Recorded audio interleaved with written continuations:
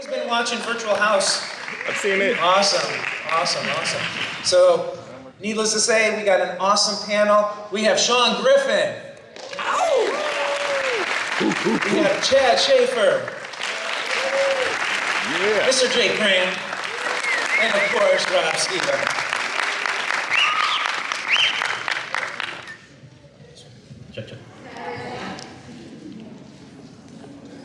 Go ahead. He's got a sticker as well. Somebody doesn't have a sticker, if you would, please. What's up? Never let go. Here we go. Don't let me go. And so, okay, so we're going to kick off this Flat Out Insights, and I'm going to explain that in a second, Flat Out Insights Q&A panel. But we're going to flat smack you today.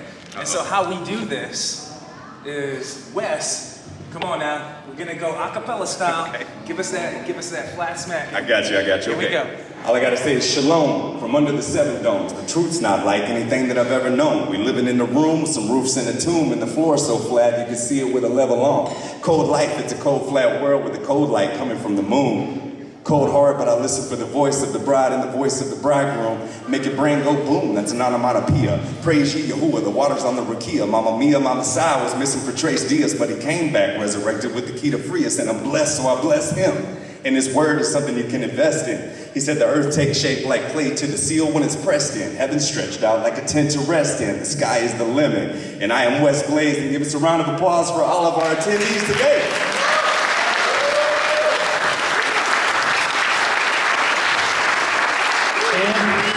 And for the interpreter who was able to keep up over there. That was pretty awesome. Hey, she's been rocking it all week. Okay, so I'm not going to speak very much. So actually, I'm going to need, you. Okay. So so this is entitled Flat Out Insights. Does anybody know what Flat Out Insights is? Look at this. Okay, so I know all you guys know what Flat Out Insights is. But nobody knows what Flat Out Insights is? Andrew Michael Denny, do you know what Flat Out Insights is? Okay, he should know. Okay, you do. All right, of course you should know. So Flat Out Insights is a show with Michael Solomon and some other guy. So why don't you guys Hello. All right. Hey, my question is, like the ancient maps you have, Mount Rude, the North Pole, they say are like a magnetic mountain, and some say it's a whirlpool that creates the tides. Is that what you guys believe? And we know Antarctica is off limits. I haven't heard a whole lot about the North Pole. Is anybody, can you navigate up to there? Can you explore it all? I want to bring something up on that. This is something. Obviously, I don't have a microphone that's on. Okay. Check 1, 2. Hello. Okay. You have to eat it to use it. One of the things that I looked at in this is that we started doing the. Grab that mic. It's gonna. That's the one. Okay. One of the things that I realized early on with this was people were talking about the moon putting off a lesser light or a colder light. Have you guys heard that? So the thing is, we did this in northern Indiana. It was 26 degrees outside that night, and we had about 8 inches of snow on the ground. And so what we did was we took the laser thermometer. So everybody familiar with that? What that is it's actually, mechanics use it to actually check the heat on usually diesel engines. That's what it was for. That's what everybody used it for. We took it outside and we put it in the shadow on the snow behind a tree. When we moved it over into the direct moonlight, it dropped down to 20 degrees. So it went from 26 degrees down to 20 degrees. And we did that off and on all winter long. So there's something about the sunlight being positive, the moonlight being negative or lesser. And that's something that's in Genesis. He put the 2 lights in the sky, one to rule the day and the lesser light to rule the night. So one of the things that we were always taught is that the moon controls our tides. That's what they tell us. The moon controls our tides. And they may not be lying about that. And the reason why I say that is if the sun is going around out in the ocean, what happens to the tide during the day? When the morning sun comes up, what happens to the tide? It goes out. So if the sun is positive and seawater is very conductive because it has salt in it, what if the sun is actually attracting as it goes through its journey and through its circuit, that it actually is drawing the sunlight or the water to it? And at night when the moon comes back, it's pushing it back in. That's one of the things that I always thought. So I don't know about anything else other than that we've been told that the moon controls the tides, that it pulls it. And I know that back, and you guys can look this up, L.A. Marzulli talked about it. It happened. I actually witnessed it in Indiana. I'm one of those geeks that was always looking outside, looking up at the moon. One night I was taking the trash out, and as I was walking down the driveway, I looked up at the moon. I'm like, whoa, did the moon rotate? Like, I've never seen it look like that before. I'm an artist. I can sit here and draw the moon by memory. And what I noticed was that the moon did not look right. I ran in to get my wife, and I'm like, okay, just look at the moon and tell me what you think. And she's like, where's the man at that's supposed to be in the moon? Like, and then I realized, I'm like, wait a second. I started doing this, and it had rotated 135 degrees, what we found out later. Guess what didn't happen? There were no tsunamis. The moon moved, its picture moved, and nothing happened. So obviously the moon doesn't control it that way as far as if it twists or does anything. There were no crazy anomalies. This was probably back around 2011, 2012. It was before Rob and I started working on stuff together. It was right after that I actually started working with Rob. Okay. Okay. Well, I can say that a whole lot of other people believed in it and drew maps on it. Mercator is the map that we all grew up with in school. We had the Mercator map on the wall. Well, Mercator had a legend in like the corners. He had different things depicted on that map, and one of the things he depicted was the North.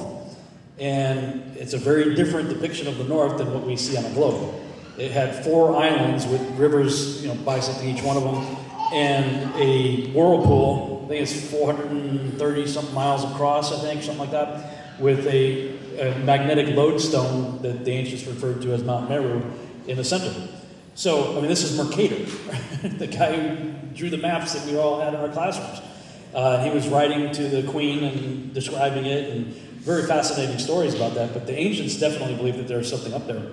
And now, we're told there's nothing up there. It's just impacted ice, and it's ocean up there, just covered in ice. And as far as Antarctica goes, it's very limited as to who can go there. They have the Antarctic Treaty, and yes, you can go to the South Pole, what they call the South Pole. You can take a guided tour, but you cannot go outside of the guided tour, or you're going to get into a whole lot of trouble for doing so. So on the biblical cosmological model, flat Earth model, if you will, Antarctica is not a continent at the bottom like it's depicted on the globe. It's the outer ring of the circle, and it's very different. If we're on a ball, you would think that the temperature should be the same and the environment should be the same on both points, right? The same distance from the equator to the north as it is to the south, right? But it's very different, very hostile, very little life other than penguins and a few other things live in the south, but there's a lot of life up in the north. The storms that are down there are extremely violent, and it gets even colder in the south. It doesn't make sense. If we're on a ball heated by the same light source, then there should be the same, roughly the same temperatures on both, but it's not. So, for me, there's nothing that I don't have any interest in going to the South Pole or the South Rim or whatever you want to call it, Antarctica, but I have a lot of interest in checking out the North. And it was interesting to me that I went to a Contact in the Desert conference in California a few years ago, and that was all the Eric Von Daniken Ancient Aliens crowd. Giorgio with the big hair, all those guys were there. They've ever seen Ancient Aliens. And I can't think of the guy's name right now. He's on TFR. He's another host on TFR. Maybe you can have somebody can think of it. I'm Brooks Agnew, and I read it for you, that guy. Brooks Agnew. I went to his lecture, and even that crowd is starting to suspect there's something in the north. Now, the Ancient Aliens crowd is all over the Antarctic thing, and aliens might be down there, and secret bases, and, New Schwabenland. So that's been done to death. Like, everybody's been talking about this Antarctic thing for a long time. But in recent years, I've started to hear even that crowd starting to say, there might be something worth checking out in the north.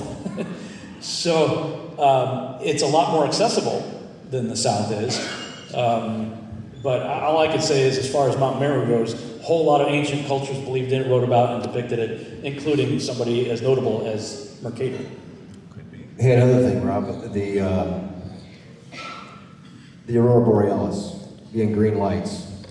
I've seen those. That's pretty amazing. How many of you have seen Andy Hoy's presentation on the Dome Tabernacle?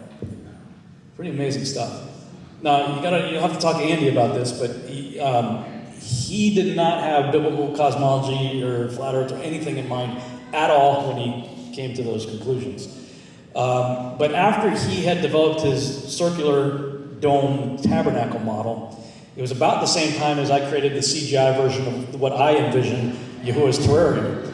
And within the Yahuwah terrarium, I depicted the circle with the dome over it on pillars, and it looks like a footstool, right?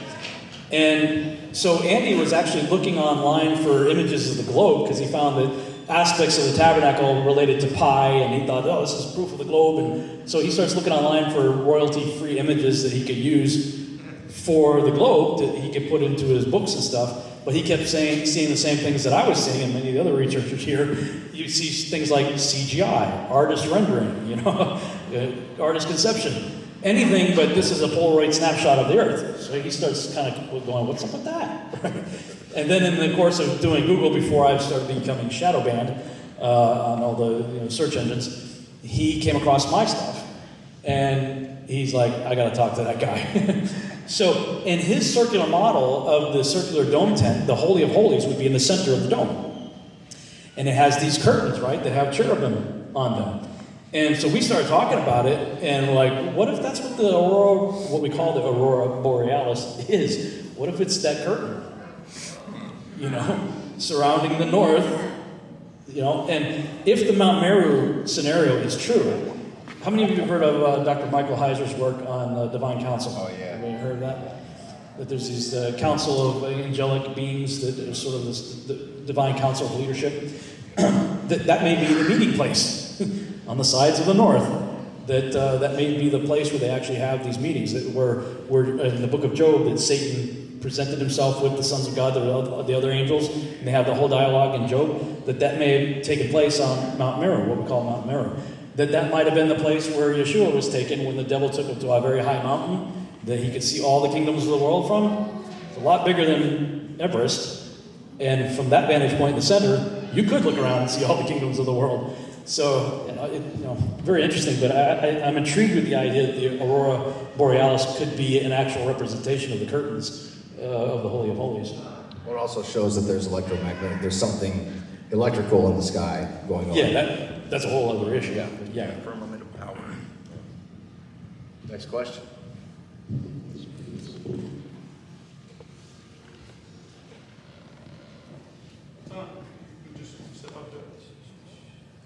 Check, testing. All right.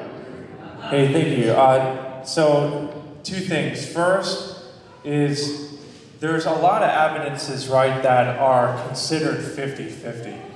So I wanted to get your thoughts on what those are, if we should stay away from those when speaking with other people because of that, and particularly what arguments you guys would consider aren't 50-50. And then my second question is, if you can get to it, if I think there's maybe some other people here too, but I know that obviously Freemasonry and the higher-ups, they know the true shape of the earth, or at least within their depictions and their secret societies. Have you ever heard anything about the black sun and where the vector's from, and there's like the Nazi symbol, and they believe that was from the sacred black wheel, and just that whole connection? Because again, I don't necessarily trust what I see from supposed secret society leaked information, you know what I'm talking about? But that was intriguing to me. It was actually a little confusing to me. So I was just wondering about where that might fall within cosmology, the black sun, and that's where they kind of get their vector from, and we all know that symbol. So if you could share your thoughts on both of those, I'd very much appreciate it. Thank you. He's looking at me. Well, hey, one of the things that David Weiss always did was he said, anything that you have, like one of the points that you're talking about with the 50-50, he said, put a chart together, and he'll kill me if I say this wrong, but it's, you put down works for the globe, works for flat earth, works for both. And when you put the graph down, when you put the graph together, almost everything you bring up works for flat earth is filled. There are only certain things that work for the globe. And there's only certain things that work for both. But every time that you bring one of these points up, if you actually look at it, it actually works on the flat earth or flat water. Because I think that's one of the things we need to say and bring up. When you bring up the two words flat earth together, you're not going to get very far with people because we've all had the same indoctrination that if somebody says that, they're discredited immediately. But for those of you that are here, you guys all believe the Bible, right? So what did it all start with? Water, right? Right? It was already there. God, His Spirit moved across the face of the deep. Didn't say it was a ball. Didn't say it was a ball at all. So we know that there's a biblical version of creation, not a science or scientism version of it. So to answer your question on that, put that column up and look these things up and do your own research so that you know. Don't just YouTube stuff, because you're going to get nailed every time if you just say, well, I saw it on YouTube. Or, oh, I saw it on the internet. We all have had that. We've all heard the same thing. So I'm not trying to hog the mic. That's one of the things that immediately when you said that, make the graph. Does it work on the globe? Yeah, sometimes it does. Does it work on flat earth? Yes. Almost every single time you're going to see that no matter what your question is, it's there. On the black sun issue, that was actually a big topic at the Contact in the Desert conference with all the UFO people. Because supposedly they found caves and stuff in Antarctica, and they found like these huge like walls that had the black sun on it and different things. So, of course, that crowd takes it into the Nibiru, Planet X kind of direction. I am more of the mindset that, because even when I used to believe in the Planet X and Nibiru stuff myself, I wasn't on the Eric von Daniken or Sitchin side of it, more of the Mike Heiser side of it, but believing in that cosmology. In that cosmology, there was a belief of dark objects, whether it be the Planet X, Nibiru, or a black sun or something like that. So my whole thing is like, well, if we could believe that when we were in that cosmological worldview, why can't we believe it in this cosmological worldview? That there could be objects up there. They're a lot smaller and a lot closer than what the other side was talking about. But that there could be a lesser sun or a lesser moon up there. And I believe it's the Book of Enoch, I think, talks about a lesser moon. And so in the Hindus, they called it Rahu and Ketu. They were these entities that they were responsible for the eclipses. That it could be a dark object in our system that obscures the sun, for instance, or the moon. I don't know. I don't know what to make about that. I know that a lot of people are talking about it, and my whole thing is like, well, if I can accept the dark objects in the other cosmology, why can't I accept them in this one? So that's my position on that. As far as the 50-50 deal, man, I got to tell you, one of my biggest frustrations with all the tests you saw that I've done and that Rick and I did together and everything. Look, and I'm sure Shelley and you guys can testify to this too, that everything that we did cost at least $2,000. I don't know about you guys, but like every time we did something, it was like a $2,000, and it wasn't like I had that kind of money to throw around. I'll tell you that. It did not happen. But we were obsessed with trying to find answers, so we're driving across Lake Michigan, we're launching weather balloons, we're doing all these things, and every time, Rick could tell you, I practically just lost it, because every time we do this, we think we have this amazing proof, this amazing evidence, there was always the yeah but. Well, yeah but, there was a yeah but for everything. In other words, there was a 50-50. There's always another way of looking at it. And it got really, really frustrating for me. And I started to realize that I think that Tesla referred to this place as a realm. And I think he might be onto something there. I think that the creator made this place. Ever see that visual illusion of the young lady, old lady picture? Like, it's a picture, but it depends on how you look at it. Some people, they immediately see the old lady, and they don't see a young lady until you point it out to them. And other people see the young lady, and they don't see the old lady until you point it out to them. And it's like, whichever one you see first, when somebody points it out to you, you're like, whoa, it just flips before you. You're like, wow. I have a feeling that's the way the creator made this place. Because he's the one that says the great delusion. That's right. If you read about that, it says because people did not have a love of the truth. Now we would say the truth is God's word, right? If you don't have a love of his word, of his truth, then he sends a strong delusion. You're going to believe a lie. And I think that's exactly what's happened, is that it starts with your belief first, and then you're going to see, like now I can't unsee what I see now. From the stuff that I do. But this is just me speculating. I'm not a math person, so I could be way off base. This is just me thinking here that there must be a correlation between curvature math, 8 inches per mile squared is the rule of thumb in general. There must be some correlation between the 8 inches per mile squared curvature math and the refractive index that the creator put into the atmosphere. Because the trip that Rick Hummer and I did across Lake Michigan, where I just put my camera, I mean, we're 50 miles away and I could see the other side.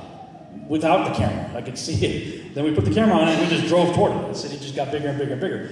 But as we got to about 10 miles away from the city, we saw probably a, 100, 200 foot high mist that even from 10 miles away was obscuring the lower part of the city. And that was very visible, even within a couple miles of it, until you're in it. Once you're in it, you don't really see it anymore because you're in it. But when you pull back from that, if you imagine 100, 200 foot wall of fog, go back 50 miles away, your eye can't perceive that. It all blends in with the water itself. So that was part of what was obscuring the lower part of the city. No, people who believe in the ball say, well, it's because of the curvature. But there's this thing in the I mean, how many people have you heard say, well, if the Earth is flat, how come you can't see the Rocky Mountains from the Empire State Building? Yeah. I'm like, you idiot. There's this thing called the atmosphere. Remember that? Like, ballers totally forget that there's an atmosphere whenever they make all their arguments. It's like, even in an airplane, you have limited visibility, even on a clear day. You can only see so far, and all the moisture in the air, creates a wall that you can't see through. So what is moisture? It's zillions of little spherical balls of water, right? Well, a spherical ball of water is like a convex lens. What is a convex lens? It's a magnifying glass. So all of the observations that Rick and I had on the lake that day, which was a God thing, what a perfect day that was. Yeah. Even the guy who took us was like, this never happens. This is the most amazing day ever. And Rick's like, prayer works. But I realized, okay, there's a magnification, atmospheric magnification refraction thing going on here.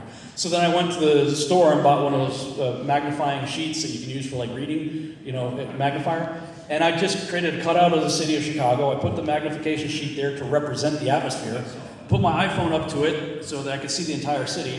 And then I just pulled it back on a flat table. And what do you know? I was able to replicate a scientific experimentation, right? You're supposed to be able to testable, repeatable, observable, right? Anybody can do this. You can do this $5 worth of graphs, right? I made the lower part of the city disappear exactly the same way as the alleged curvature. But the difference is, my city is perfectly straight up and down, exactly what the eye sees. The people who say that the lower part of the city is missing because of the ball never explain how come the city's not rolled back. How come it's not leaning back? It's straight up and down.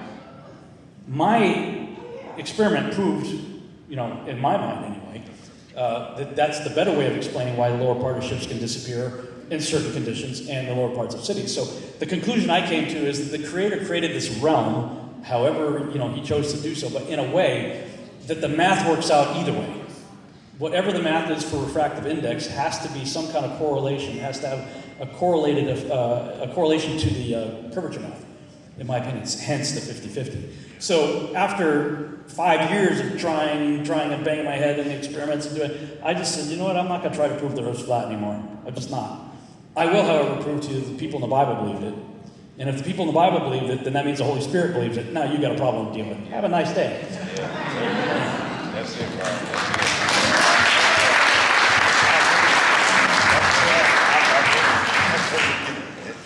I get asked when they say, well, what's Flatlanders about? Well, we can't say it's about flat Earth. That's why we call it Flatlanders. We want to take that back. The term came from, we used to live up in Oregon in the mountains, and everyone that lived down the valley were Flatlanders.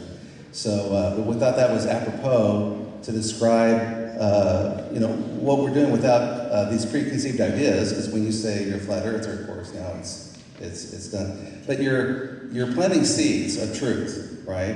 But I think that you have to ask yourself the type of person that you're talking to. So if they're genuinely looking for truth, then you're having an honest conversation. If they are just a troll, then you really don't want to waste your time with that. And if they're just struggling, I'm at the point now where I'm just going to call it for what it is. It's like, look, this isn't about how the sun works or how the moon works or if the earth is... No, what this is about is that if you were to admit that the earth was flat, you'd have to admit that there was a creator. And you don't want to admit that because then you'd have to admit that you're a sinner and that you're accountable. And when you're ready to have that discussion, we can do that. But until then, that's what's, just call it for what it is. So.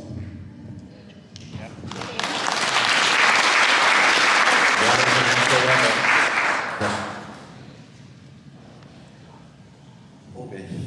The question is, well, my family and I, we were recently watching, as far as, I guess 3-4 days ago, a video. It was in BitChute and in YouTube. I don't know if it's in YouTube still, because they have AI. So this video is titled The History of Earth. Okay? It's a 5-hour video by a gentleman by the last, I guess it's the last name, E-W-A-R-A-M-A-N. Has like a British accent, I believe. So he presents this idea that the moon is most likely a plasma luminary, okay, and supposedly it reflects the Earth, how it truly looks, and more pieces of land are actually there, and the moon is reflecting that. So, and he claims that these pieces of land that are extra are unexplored and inaccessible. So I would like to know if you have any ideas about this theory. In that book, he does say that there are 6 parts land, and then the 7th part of the earth was made water. So just like we covered in our presentation before this, that there's 7 firmaments of heaven, that author said that there were 6 parts of land, which would make sense if you're looking at the map of the continents, right? And so, but the only thing we have to address then is that all the islands and whatnot. So for what it's worth, consider that 6 parts land, 7 part water, he said. I will say though, if there is more land beyond that, I don't think Admiral Byrd got that far. I lean more towards the idea that Antarctica, what we see as Antarctica on the AE map, is probably I've met people who spent time down there, who were stationed there for 8 months, 6 months, a year, and everybody that I've met, that I've talked to, I said, did you or anybody that you knew out there ever go more than 800 to 1,200 miles inland from the coast? And not one of them said yes. And they were not aware of anybody that had. So I started to speculate that the firmament may be at some point 800 to 1,200 miles inland from the coastline of Antarctica, perhaps further. But something happened on Operation Deep Freeze. The only thing that makes sense, I mean, if you look at what the timeline, they go down there, a bunch of nations are down there by this time because of Admiral Byrd's previous, public discussions from Operation High Jump. This place sounds amazing. It's got all these natural resources and all this stuff, so all these countries start going down there. And then all of a sudden, in 1956, everything changes. Everybody's like, okay, we got to have this thing called the Antarctic Treaty. So they get together, all the nations going to put this, it's the only treaty that every nation's actually abided by without any problem. Everybody's in agreement on this thing. And then they create NASA and DARPA at the same time, 1958. So you have this Antarctic Treaty, you have NASA and DARPA, and then the first thing the 2 world superpowers did was they immediately started a dig race. Everybody talks about the space race, but before the space race, there was the dig race. What? All of a sudden they do, how deep is the Earth? So the United States and Russia get into this dig race. Russians beat us, but they only got down 8 miles. They couldn't go any farther. 8 miles. Now, how many of you guys have seen textbooks that show the core of the Earth and all the mantle and everything in between, right? It's all cartoon. The gobstopper, yeah. It's all cartoon. They have no clue. This is not science. Nobody has gone more than 8 miles down, and they couldn't go any farther. So then we have the missile race. You have the dig race, then you have the missile race. And like Rick said, they started launching high-altitude nuclear bombs into the sky. We call it fishbowl. And that was part of Project Dominic, and the word Dominic means of the Lord. So I'm like, if you're trying to avoid a conspiracy, you're not helping with the names, guys. Fishbowl of the Lord, really? And then, okay, let's stop the high-altitude nuclear bomb test and get into a space race. Oh, what does that mean? What does that look like? Oh, they did something before we did something before they did. Well, okay, so they have Sputnik. Oh, they're winning. Oh, no. Well, then we have Apollo. And then what? Russia just gave up. I quit. I'm going home. Is that what happened? No. If you look this up, the whole time we are doing the Apollo program, the Russians are sending multiple missions down to Antarctica. Dozens of missions to Antarctica while we are distracting the world with Apollo. Now, think about this. They've had TV shows like Under the Dome, right? If you found out that you're in a cage what's the first thing you're going to do? You're going to start exploring the boundaries. You know, how is this thing attached? Can I go under? Can I go up? Can I go through it? Like the activity of the world superpowers, Russia and the United States, are exactly identical to what anybody would do if they found out they're in a cage. How deep is this thing? How high is this thing? Can we break through it? You know? And then we have the whole Apollo program. Coincidentally, look into the MK Ultra mind control experiments. That whole project was during the exact same time period as the entire space program. And right after Apollo ended in 72, MK Ultra supposedly officially ended in 73. Wow, is that a coincidence? I don't know, but the behavior of the world superpowers indicates to me anyway, and I kind of have a conspiracy bent, so I admit it, they found something and it freaked them out. That's my opinion. And I don't think it was a continent on the other side of Antarctica. No. Yeah, I find the flat Earth topic, if it hasn't triggered that inside feeling of wanting to become like a Nemo, like explorer going and locating the lost lands, I don't know what will. You know, I think it really does make you wonder what is out there. And I know that at least in the South Pacific, there's areas of the ocean that are supposedly hundreds and thousands of miles away from the nearest landmass. Like, you know, where Fiji is way out there, out in those islander Pacific, you know, nations, way out in the ocean. Well, there's locations of the Pacific Ocean that are much, much farther away. And, you know, just, you know, there could be island places that nobody's set eyes on. You know, I know suppose Skull Island could be out there. You know, King Kong's going around somewhere. Who knows? You know, according to Baruch, it actually talks about Behemoth and Leviathan. They're going to come about during the day of the Lord, and they're going to be for meat for the nations that are left over after the Battle of Armageddon. And it's really interesting because it really does make you think that some of these movies like Godzilla are pre-programming for an event that will likely happen, according to Baruch, in the future, where these enormous creatures that have been alive since the beginning of creation will show up, and it says that they're going to be put to the sword and be for meat for the nations that are left over after the day of the Lord comes. So that's just fast. So where are these giant creatures, right? Where are they housed? And you know, it makes you wonder. So you know, who knows what's out there? But you know, it really does trigger that fascination. You know, NASA wants to spend all this money and time and effort to find life in outer space, right? They want to go find a single-celled organism on Mars, but we've only explored like 10% of the ocean floors. You know, I think there are so many wonders and amazing things just in the ocean.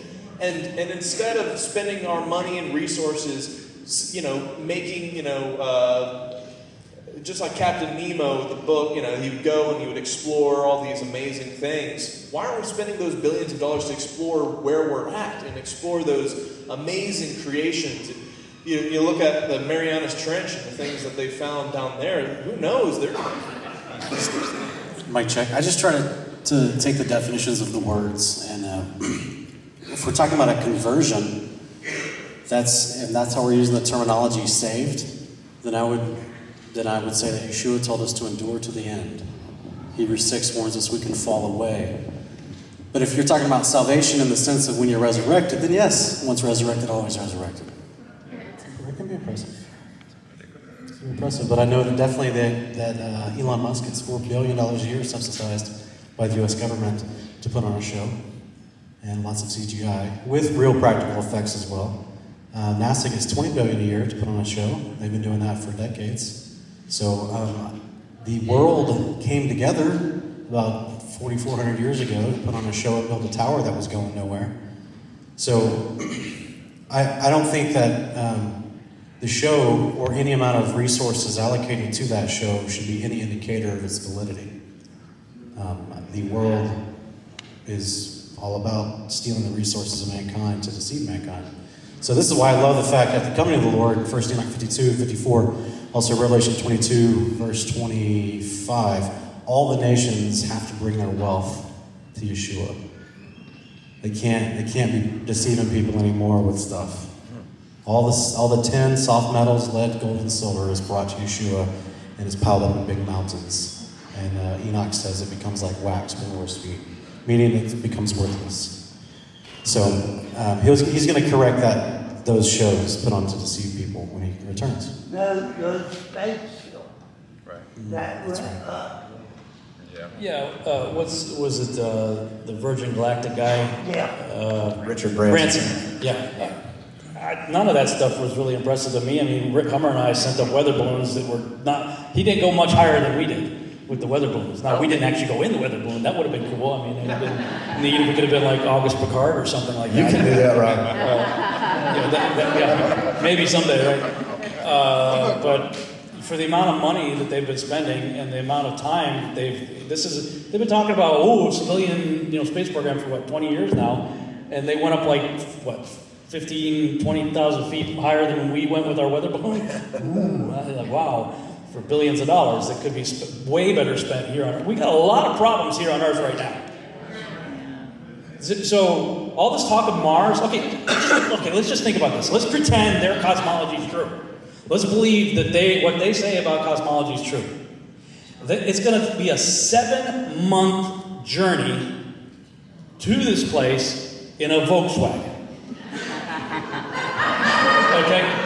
No, seriously, think about this. Imagine the three people you love the most, all crammed together, all of you are in this Volkswagen for 7 months. You can't go anywhere. You can't take a break. Where's the toilet? Somebody gets sick, fills up this capsule with puke and whatever else. Okay, now that's one way. 7 months crammed in a Volkswagen to a place that has no food, water, or anything for you to do.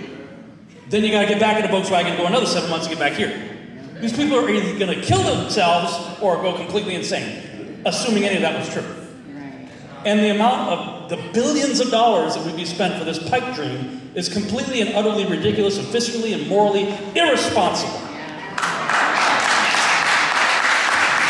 But we know it's not true. Even if I didn't believe what I believe now, we should all be outrageously upset by what they're planning, considering all the things that are needed here on Earth to be fixed, that those billions could be going towards. That's a pipe dream, even if their cosmology was true. It's ridiculous. And take our money and attack. Well, a lot of these guys are privately funded or whatever, but the government's spending the same kind of crazy money for ridiculous ideas. Look, let's fix this place first.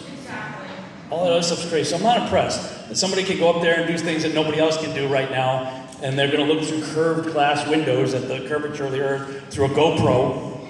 Like, really? No, not impressed. Okay, and yeah, they spend over $59 million a day to deceive us, and at least they can entertain us a lot better than they do. All right, so that's the worst thing about NASA. But what's interesting is we're never going to get a better deception from them because they don't have to. 90%, over 90% of the population believes in them lock, stock, and barrel, and they simply don't have to do much more, which is embarrassing to the human race. Okay, so we're not going to expect much from them, and the problem with the Mars mission and the other stuff that they have coming up, they're always going to postpone it for one basic reason. They know that we are now watching them, and that we can actually see what they're doing, evaluate it, and confirm that they're lying. We're a big problem right now. That's why they're censoring us on social media. And they're trying to kill us, right? So it's going to be interesting to see what NASA's future is, because they no longer have the anonymity they used to have. So, wait, what's the thing that Trump did with Space Force? This is going to be fun.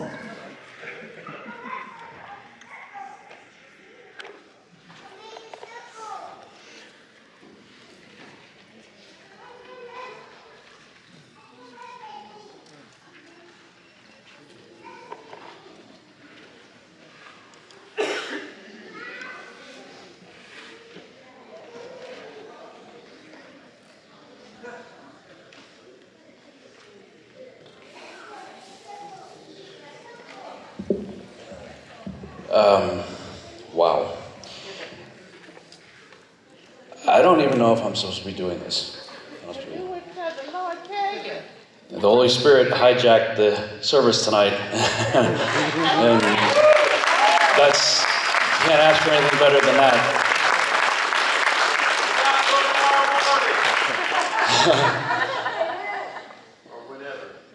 Before coming here, you know, those of you who attended Friday night, I told you that I felt like the Spirit was telling me my people need healing. And that's what this Take on the World is all about. You've heard many speakers throughout this weekend talk about physical healing, emotional healing, you know, all of it, all the above. And we saw a whole lot of spiritual healing up here. And, you know, guys, this presentation that I prepared here, I just think is cool. I really don't know if I should do it. I know some people are expecting, let me ask you, should I do it or not? Because there may be more of that is needed than this. I guess is what I'm saying. Well, I feel like it just did. And I don't want to interrupt that. If the Spirit is still moving and people still need deliverance, then that's way more important than talking about aliens and Revelation and whatever I'm going to talk about. So, I'm conflicted, I really am. I truly am, because that was amazing, that was fantastic. And if that needs to continue, then we need to continue that. So, you guys tell me. We don't expect you to top that. There's no way I'm topping that. That was so beautiful. So else that needs healing, please come up here. Any prayer partners, please come up here. We're off book. Let's make this happen here. Come on, buddy. Let's go.